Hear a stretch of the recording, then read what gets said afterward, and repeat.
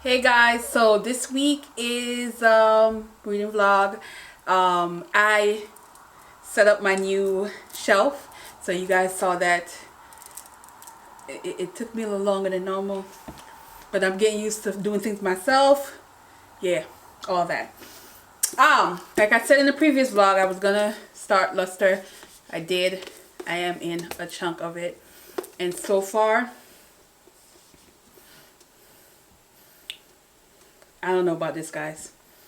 It's another find yourself situation. A young girl who's just a hot mess and doing the most. Insert herself in a family where she's having an affair with the husband, where there is a black child also that's there, and the child is out, and the wife is bizarre. The whole situation is bizarre. Don't know what the gist of her journey is, because she's talking about her parents, how they got together, the family history, her other family history as far as, like, you know, grandparents and all that, her struggles. But there's so much disconnect in this that is one of those characters that know better but chooses not to do better. Also, she is a lot sexually driven by a lot of things, but then it's not really satisfying her. And then there's this she wants to live, because there's moments where she do things that shows she wants to live, but at the same time she's so lost that it's kind of hard to really see what the intention of the story is. I don't know. It's one of those where I can't even explain it, because it's just seemed like it's just everywhere, and it gave me flashback to a certain book I won't mention, except for this is like she's supposed to be a little bit more responsible. There's a scene where she, before she get with a guy, they all went to the clinic, got tested, that kind of deal, like she's being safe, and she talks about wanting to live, but at the same time she's reckless in a lot of other ways. It's this right here, I don't know. I'm literally, what do we have? Almost 60 pages to go, and I'm hoping that there's an aha moment to make the story worth reading, because right now I'm just, this is my reaction right now, isn't it? I don't know. We'll see. we'll see. So let me turn the camera to the shelf a little so you guys can see.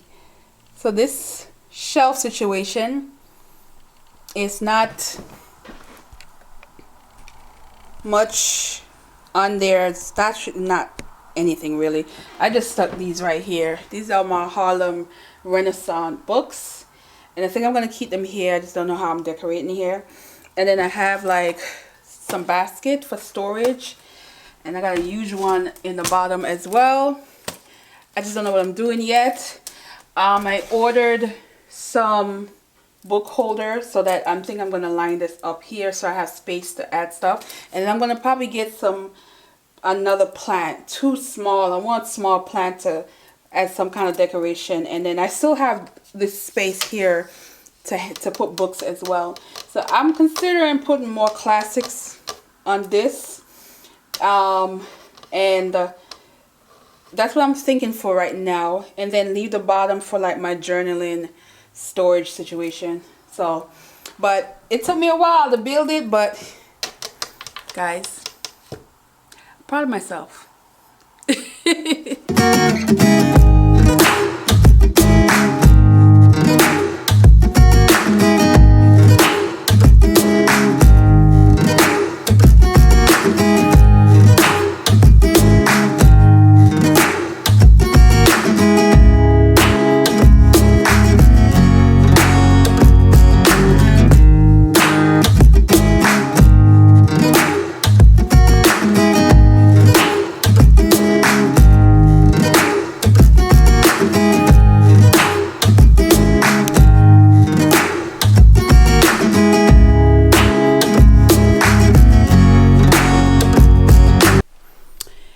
So hey guys, it's been 2 days since I picked up the camera because I went back to work. I had last week off, so it was just trying to get adjusted back to work. And so, you know, it was a bit interesting, but also I had 2 days to really look at my decor, see if I like it, see if I want to change it, and this is it, guys. So my writing nook is done. The only thing that could make it even better, if I could find a small footstool for when I sit in the corner that I can raise my legs up a little, but small enough where I'm not using it, I could like put it under the chair. But I got to do some measurement, but that's it. But other than that, this is what I came up with. This is how I decided to decorate it. And I'm loving the area now. It's just had a little extra that I needed from the last time that I did this. So yeah. All right, so I did pick up this plant. I went to a nursery and they didn't have literally nothing, and this is the only plant they had left, and I got it on sale for like $6 or something like that. And I like this area that's in because it's still gonna get some natural lights, you know, coming in from the window. So yeah, I decided to put all my Harlem Renaissance book on this shelf. So I've read all of them except for this one, The Lansing News, not Without Laughter. This is definitely going to get read. But I've read all. So you have Passing, and The Black of the Berry, Amiable with Big Teeth. What else we have? Okay, this is the first column, Claude McCain, Romance and Marcel. And this, I'm going to show you that. Kane, which I just read. This is the first book in the Harlem Renaissance series. And Quicksand, which is also a great book. I'm a little bit upset that this is the only edition I could get in Quicksand because it just don't, you know, it don't really match up. But anyway, so down in the second shelf, I cut a piece of my plant and we're going to do some growing in this bottle. I thought it would be nice to add.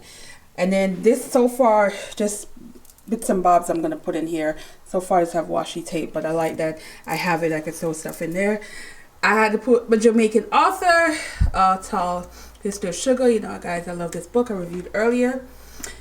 And then on this shelf, is also another Jamaican author. You guys know I love Carmilla, so put down here. Now on here I found this cutting board. I'm going to use it as a decoration. I love it. And I decided to put books that I haven't read yet. So this is going to be like a TBR for the month or the following month. Like books that's definitely going to get read. And then I have another Jamaican author. It's a classic. I haven't read it yet. This one's a Brazilian author. This is my latest James Baldwin. And a Note of a Native Son. I haven't read that yet. And then this is a Latin book. The author is from Puerto Rico. So, Taste of Sugar.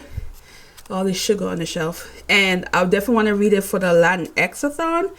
And yes, that's the whole goal of that. And then we have another plant situation over here.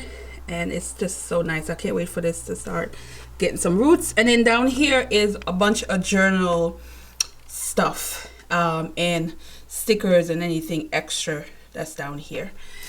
And then this chair that is probably about 30 years old, that was collecting dust in my closet, and I decided to wash the seat and wipe down the chair.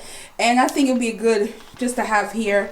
Sometimes I want to read, sometimes I want to use my laptop, and I can chill over here in the corner and not be around my desk. The only thing is, again, I feel like I need a footstool when I'm sitting there, just to hide my foot up a little. So that's my hunt now, is a small footstool, and put it under there. And then I had one more painting, because it came in a set of 3. I only had 2 on the wall earlier. Now I have the 3rd one up, and I think it just makes everything good. And then for my yoga mats, I got another basket to put them in, just so that they're not just hanging against the wall. And I think it just makes it look neater.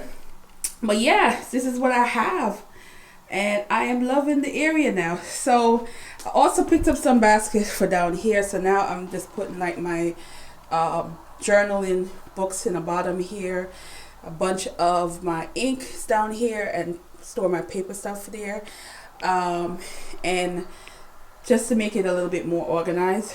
And yeah, so I'm gonna attempt to record while sitting here and see how it works out, and give you the rundown of Luster, and also what I've been reading since I finished Luster. So I finished Luster like 2 days ago, so I'll talk about all that. So yeah, so let's hook this up.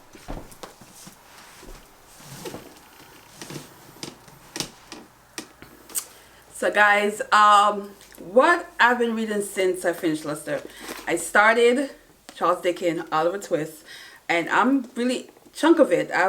It's 170 pages, and it is so good, and also so sad. You know, this is pre-child labor laws and all that, because this 10-year-old offering is going through the most. He's like a property, and he's trying to escape, and he's somewhat always getting caught, and they're training him to be like a thief and doing all these horrible things because they, these men want money.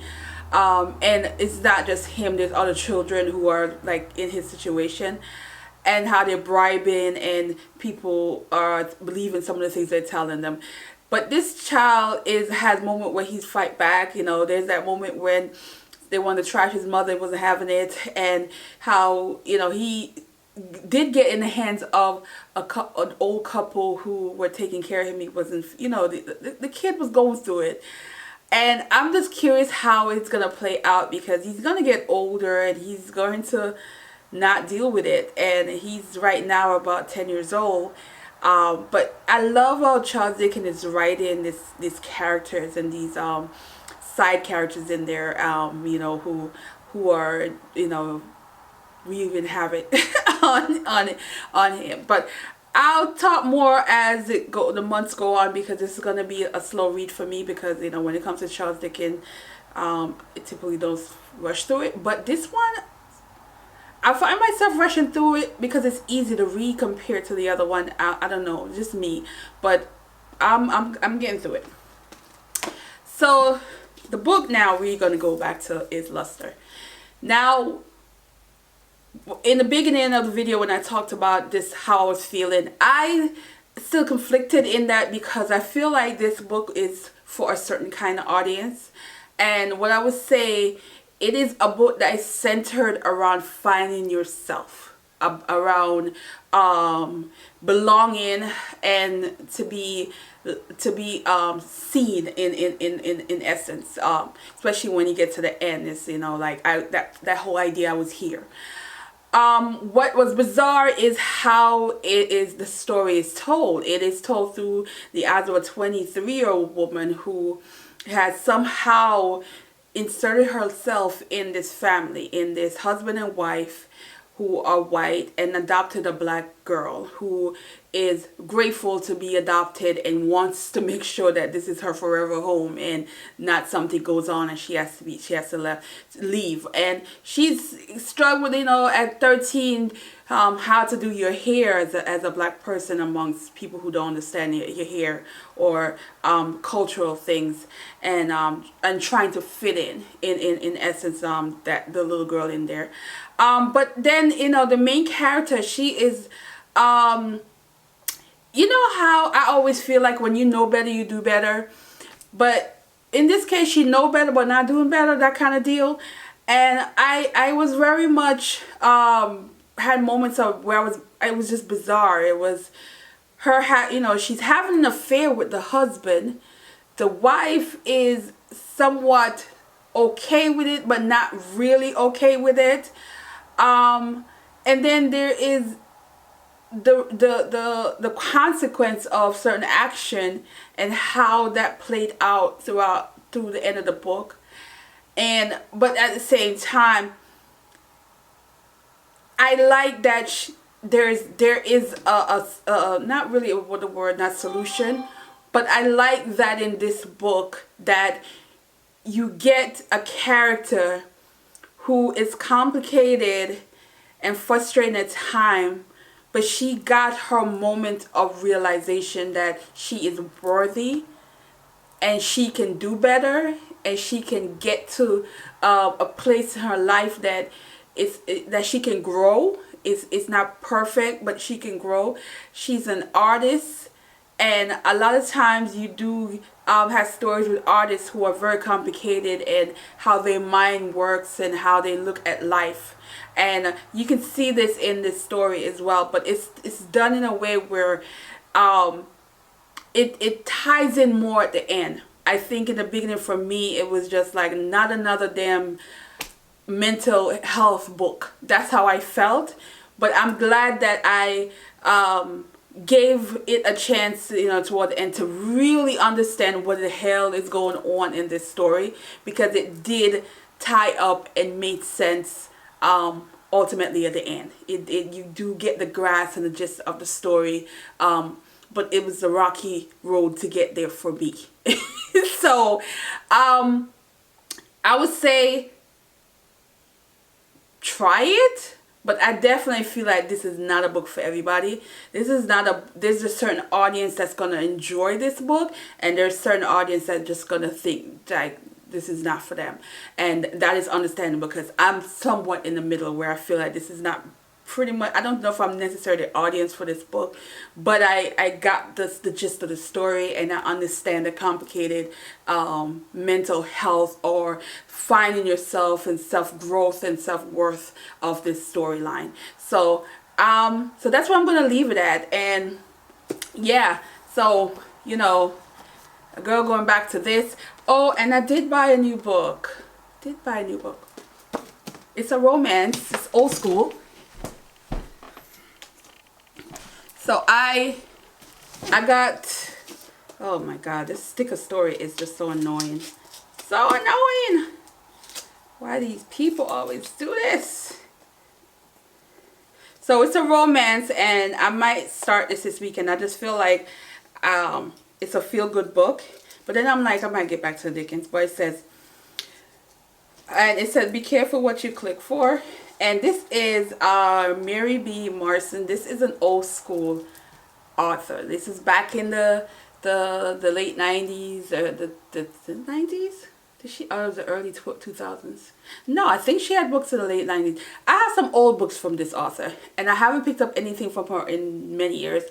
And I saw this, and I was like, oh, she got a new book.